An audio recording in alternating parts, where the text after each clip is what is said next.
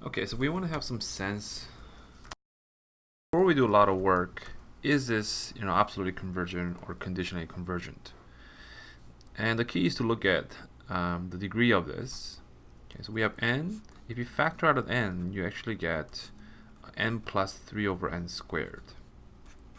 So you can see this is, essentially similar to 1 over n to the power of half or square root. Okay, we know that by p-series test, that's not going to be convergent. And we have a tool to check that algebraically, and we can do the ratio test here. So n plus 1, that's going to be n plus 1. n plus 1 to the power of 3 plus 3 all over n over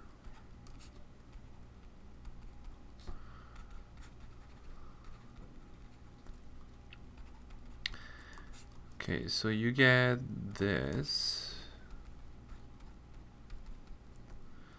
multiplied by the reciprocal of this. Okay, so let's take care of this first. Let's combine these two. Okay, you can divide the top and bottom by n, you get 1 plus 1 over n over 1. Okay, and you can divide the top and bottom here by n cubed in the square root. Okay, so we get 1 over 3 over n cubed. Same thing under the cube in the square root here. If you divide by n cubed, you get 1 plus 1 over n. Okay, all of that cubed. Okay, we get that. Now if you take the limit, here it's approaching 1. Here it's also approaching 1, and here it's also this one also has to be divided by n cubed as well. So it's also approaching root of 1 as well. With ratio test, we get inconclusive, right? Because this is approaching 1. This one, I think it's best to do with a comparison test. I mean, this certainly we can say, right, for certain sufficiently large enough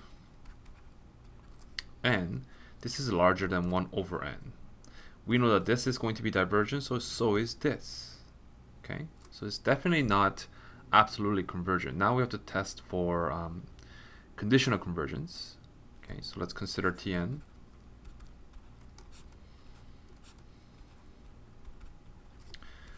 And for that, let's consider the function and differentiate this to see if it's decreasing.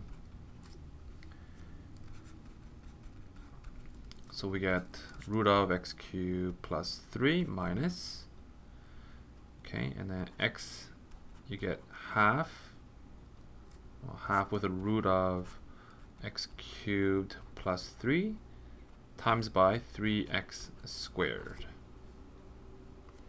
Okay, all over this thing squared, so you just get x cubed plus 3. But I can multiply top and bottom by 2 of this root expression, right? So I'm going to get 2 of the root of x cubed plus 3, and then there's this as well. So if that comes in here, it's a square, so we get a cubed here. Okay, cubed.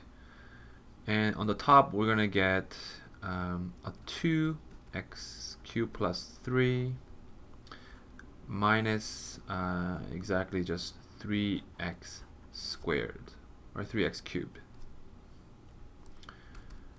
Okay, so we get 2x, so you get 6 minus x cubed.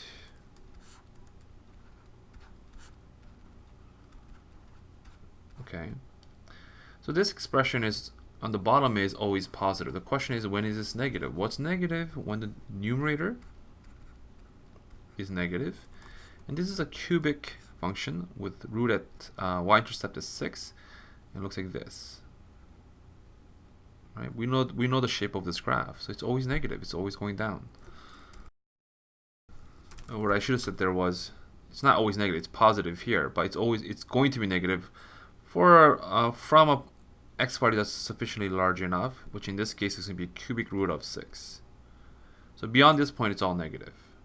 right?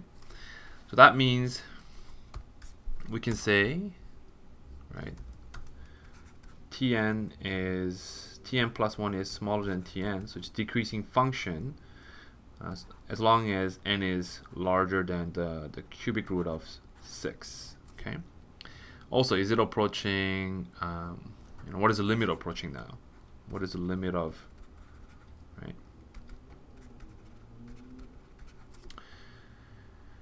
Okay, so this is just n over. I mean, we already did that up here, right? You get 1 over this. Okay, so when I factor out the n, so 1 over.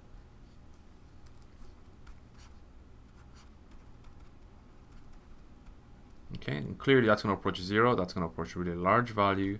So it does approach 0. So therefore, it's conditionally convergent.